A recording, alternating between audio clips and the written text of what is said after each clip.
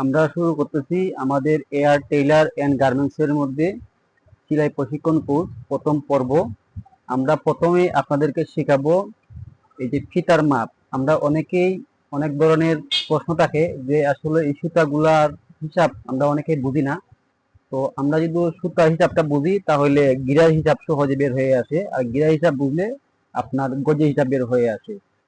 তো এই এই হিসাবটা যদি আপনারা সঠিকভাবে বের করতে পারেন তাহলে নিজে নিজে কাপড় কাটতে সহজ হয়। তো আমরা এই প্রথম পর্বতে আপনাদেরকে শিখাবো। এখানে দেখেন এই যে ছোট ছোট দাগগুলো দেওয়া আছে এইগুলোকে বলা হয় সুতা।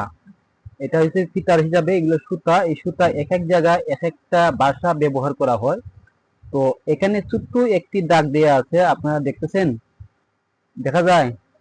তো এই দাগটা এখানে এক সুতা, এক দাগ সমান এক সুতা, দুই দাগ সমান দুই সুতা, তিন দাগ সমান তিন সুতা, সাইড দাগ সমান হাফ ইঞ্চি। তো সাইড দাগ সমান এই যে লম্বা দাগ থাকবে, সাইড দাগ সমান হাফ ইঞ্চি, পাঁচ দাগ সমান পাঁচ সুতা, ছয় দাগ সমান পনে এক ইঞ্চি, সাত দাগ সমান সাত সুতা, আট দাগ সমান এক ইঞ্চি।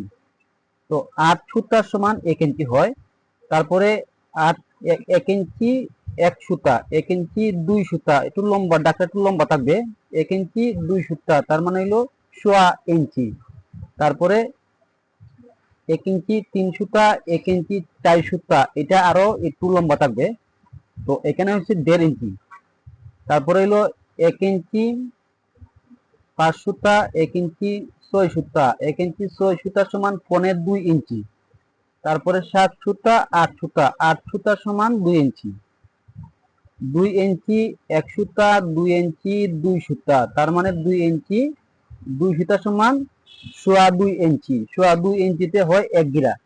আমরা এই গিরা হিসাবটাই আজকে এখানে একটা পর্ব গেল। এই প্রথম পর্বতে আপনারা আমাদের সাথে থাকার জন্য আপনারা আমাদের এই পেজটিকে ফলো করেন, আমাদেরকে লাইক করেন, কমেন্ট করেন, সাবস্ক্রাইব করেন, এবং পরবর্তীতে আমরা গিরার হিসাব বাইর করব, আমরা কাটিং দেখাবো, প্র্যাকটিক্যালি হিসাব দেখাবো। এই মাপের সাথে ফলো রাখলে আপনারা কাটিং সেলাই সবই এক জায়গা থেকেই শিখতে পারবেন। আশা করি ইনশাআল্লাহ আমাদেরকে ফলো রাখেন, আপনারা শিখেন ঘরে বসে সেলাই কাজ। আসসালামু আলাইকুম।